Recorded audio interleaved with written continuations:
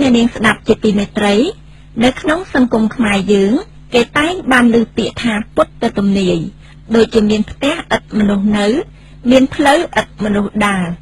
នៅពេលនេះវិទ្យុខ្មែរប៉ុស្តិ៍សូមលើកយកលិខិតមិត្តអ្នកស្ដាប់ដែលបានផ្ញើមកកាន់កម្មវិធីរបស់វិទ្យុខ្មែរប៉ុស្តិ៍នាពេលកន្លងមកដែលមានចំណងជើងថា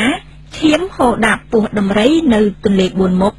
តើពាក្យទំនាយនេះវាបានបង្កប់នូវអត្ថន័យយ៉ាងណានោះសូមលោកអ្នកនាងតាមដានស្ដាប់នៅនេតិសាសនាដែលមានលោកសុវណ្ណធីជម្រាបជូនលោកអ្នកនាងពិស្ដាដូចតទៅ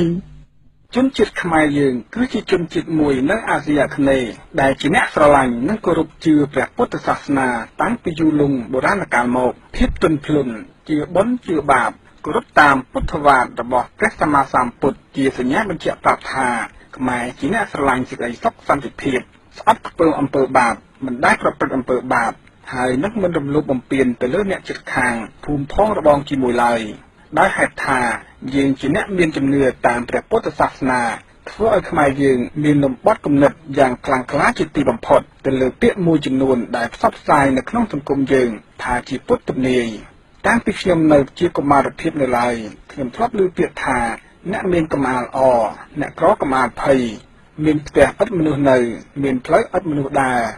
ក្អែកពំផ្លែលាវាដើររៀនគ្រប់ស្រុកស្ដាច់សតូចស្ដើងសោយរាជនគរ3ឈាមហូរដាប់ពោះដំរីនៅទន្លេបួនមុខតែទាំងអស់នេះជាពុទ្ធទំនាយមែនឬ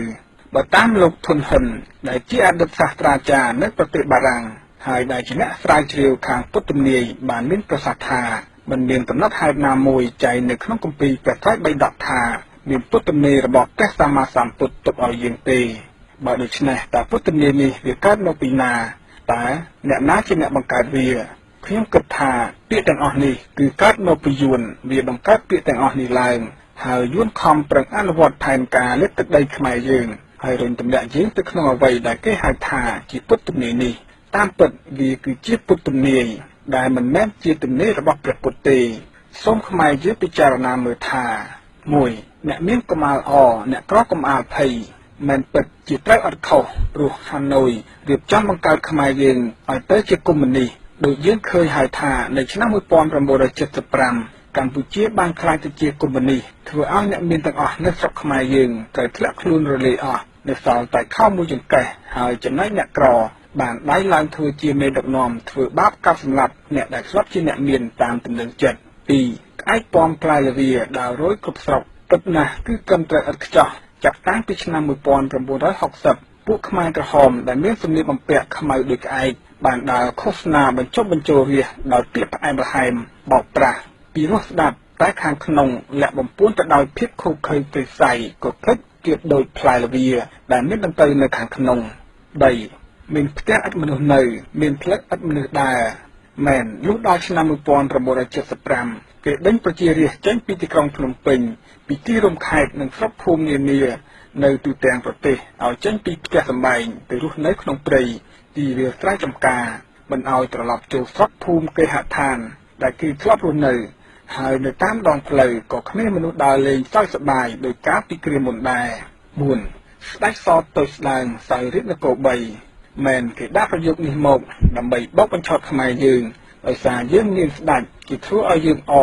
ឲ្យយើងមានមោទនភាពថាថ្ងៃក្រោយស្ដេចខ្មែរយើងនឹងមានមហិទ្ធិឫទ្ធិបានសោយរាជ3នគរចុះតើពេលនេះនរណាសោយរាជនគរ3យួនលាវខ្មែរ5ឈាមហូរដាប់ពោះដំរីនៅទន្លេបួនមុខមែនគឺមកដល់ថ្ងៃនេះយើងឃើញយ៉ាងច្បាស់នៅភ្នំពេញថ្ងៃណាក៏មានការសម្លាប់ដែរប្លន់ម៉ូតូប្លន់លុយកាក់មាសប្រាក់បន្តិចបន្តួចក៏បាញ់សម្លាប់ឥឡូវនេះទៀតកំពុងតែសាហាវឡើងគ្រាន់តែមើលមុខក៏បាញ់សម្លាប់ដែរស្ពានកោះពេជ្រស្លាប់គោជើងលើគ្នា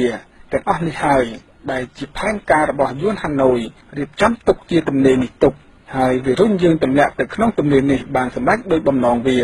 បើសិនជាយើងទាំងអស់គ្នាយល់ថាទាំងអស់នេះជាពុទ្ធទំនាយមែនសួរថាតើហេតុអ្វីបានជាមានទំនាយអស់ទាំងនេះដាក់មកលើប្រទេសយើងតែមួយតែពិតជាព្រះសម្មាសម្ពុទ្ធដាក់ទំនាយទុកឲ្យយើងមែនឬ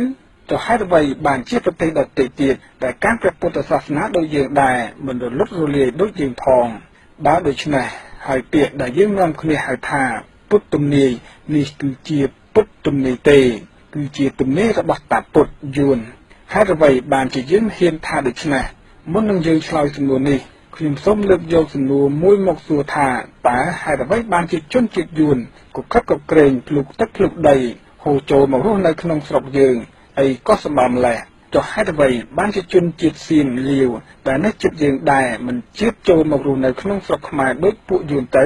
ដូច្នេះវាគឺជាការបញ្ជាក់យ៉ាងច្បាស់ថាវាពិតជាផែនការនិងជាយុទ្ធសាស្ត្ររបស់យួនហាណូយដើម្បីលេបយកទឹកដីខ្មែរយើងការបញ្ជូនប្រជារាស្ត្ររបស់គេឲ្យមករស់នៅស្រុកយើងឲ្យកាន់តែច្រើនគឺមានន័យថា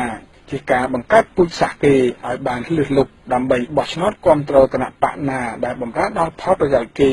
ហើយថ្ងៃក្រោយក្នុងពេលអនាគតមិនយូរប៉ុន្មាននោះកូនចៅរបស់យួនទាំងនោះឯងដែលពួកគេកើតនៅស្រុកខ្មែររៀនសូត្រចេះដឹងជ្រៅជ្រះនិងឈរឈ្មោះធ្វើជាអ្នកដឹកនាំនៅគ្រប់ក្រសួងតាំងពីថ្នាក់ទាបរហូតដល់ថ្នាក់កំពូលដែលយើងមិនអាចចាប់ថ្នាក់បានថានៅពេលនោះដែលខ្មែរយើងនឹងក្លាយទៅជាជនជាតិភាគតិចនៅលើទឹកដីកំណើតរបស់ខ្លួនពុតទំនាយយួនឥឡូវនេះយើងនាំគ្នាពិនិត្យមើលឲ្យបានច្បាស់ជាងនេះបន្តិចអំពីនយោបាយលើទឹកដីរបស់យួនហូជីមិញមកលើទឹកដីកម្ពុជាយើងជាជំហានដំបូងយួនគេបានបំបែកប្រទេសគេជាពីរគេច្បាំងគ្នាគេឆ្លោះគ្នាតែតាមពិតនោះគឺជាស្នៀតរបស់គេជាយុទ្ធសាស្ត្ររបស់យួនដុតផ្ទះយួនដើម្បីឲ្យឆេះផ្ទះខ្មែរស្នៀតនោះគឺគេបានមកសុំស្ដេចខ្មែរយើងដាក់កងទ័ពគេនៅលើទឹកដីយើងហើយគេបានបង្ហាត់បង្រៀនពួកខ្មែរក្រហមឲ្យធ្វើសង្គ្រាមនៅស្រុកយើងគេជួយពួកខ្មែរក្រហមរហូតតតែបានសម្រេចបំណងរបស់គេគឺអ្នកមានកំអាលអអ្នកក្រកំអាលភ័យព្រោះខ្មែរក្រហមជំរិតយកទ្រព្យសម្បត្តិទាំងអស់គ្មានសល់រួចហើយគេដេញប្រជារាស្ត្រខ្មែរឲ្យចេញពីផ្ទះសម្បែងដើម្បីឲ្យបានសម្រេចពាក្យថាមានផ្ទះឥតមនុស្សនៅមានផ្លូវឥតមនុស្សដើររួចហើយគេដេញពួកប៉ុលពតចេញដើម្បីលើកបន្ទប់រដ្ឋាភិបាលមួយដែលស្ដាប់បង្គាប់គេដើម្បីបានសម្រេចបំណងគេគឺស្ដេចសទៅស្ដើងសោយរាជនគរ3យួនលាវខ្មែរឥឡូវនេះទៀតគេកំពុងតែបង្កើតចលាចលឲ្យស្រុកយើងមានកលាហលកាប់សម្លាប់កើតចោល500ថ្ងៃណាក៏មានការកាប់សម្លាប់ដែរនេះហើយដែលគេហៅថាឈាមហូដាពោះដំរីនៅទន្លេ4មុខសរុបសេចក្តីឲ្យខ្លីមកទាំងអស់នេះគឺមិនមែនជាពុទ្ធទំនាយទេតែវាគឺជាពុទ្ធទំនាយគឺទំនាយរបស់យួនយើងសូមអរគុណយីទៀងដែលបានសរសេរសៀវភៅអង្គការជានរណាដែលបានបើកបង្ហាញឲ្យកូនខ្មែរបានយល់យ៉ាងច្បាស់អំពីមហិច្ឆតាលេបទឹកដីរបស់ពួកយួនដែលកំពុងលេបត្របាក់ទឹកដីយើងឲ្យបាត់រូបរាងបន្តិចម្ដងដែលកូនខ្មែរត្រូវតែចងចាំទាំងអស់គ្នាបើសិនជាមានតកខ្មោចដូចក្នុងរឿងអ្នកតាឃ្លាំងមឿងមែននោះនៅពេលខ្ញុំស្លាប់ទៅខ្ញុំនឹងដើរប្រមូលបងប្អូនខ្មែរយើងដែលបានស្លាប់ដោយស្នាដៃពួកក្បត់ជាតិដែលសម្លាប់ពួកគាត់ឲ្យមកគំទេចពួកក្បត់នោះឲ្យរលាយបាទសូមបញ្ជាក់ថាទស្សនៈដែលបានលើកឡើងខាងលើនេះមិនមែនជាទស្សនៈឆ្លុះបញ្ចាំងពីទស្សនៈរបស់វិទ្យុខ្មែរប៉ុស្តិ៍នោះទេ